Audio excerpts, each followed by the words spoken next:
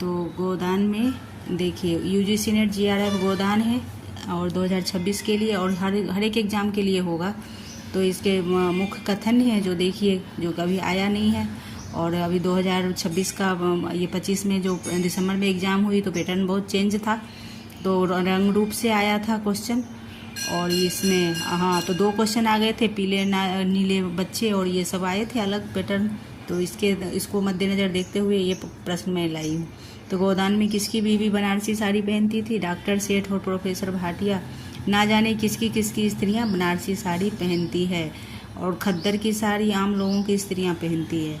आम लोग में से कौन है? मजदूर वर्ग और किसान वर्ग, ये सब खद्दर पहनती है। और ये जो सेठ और डॉक्टर ये से हुए हैं ना ऊंचे पैसे पे, तो उनकी स्त्रियां बनारसी साड़ी पहनती हैं। तो ये कथन आया हुआ है उसमें गोदान में। और फिर दूसरा कथन है कि गोदान में ओंकार नाथ की पत्नी गोमती है। तो ये ध्यान में रखना, गोमती यदि आ जाए, मिलान में भी आता है, तो गोमती ओंकार नाथ की पत्नी है। और गोमती ने एक कहानी कही थी। क्यों कहानी कही थी? कि राय साहब से उनका डील हुआ था ओंकार नाथ का, उनको आने में घर देरी हो गई थी, तो गोमती इंतजार कर रही थी, ये कहानी है।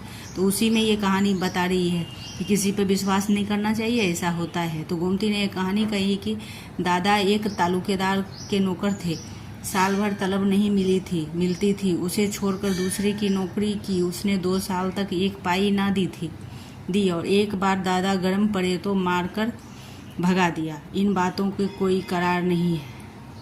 मतलब वो ओंकार नाथ बोला कि मैंने करार करके आया हूँ उनको राय साहब से, तो उस पर ये गोमती बोलती है तो उनके दादा अपनी ही पैसा मांगने गए तो उसको मार के भगा दिया था।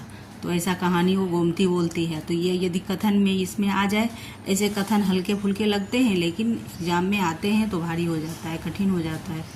तो ये ध्यान में रखिए। Thank you.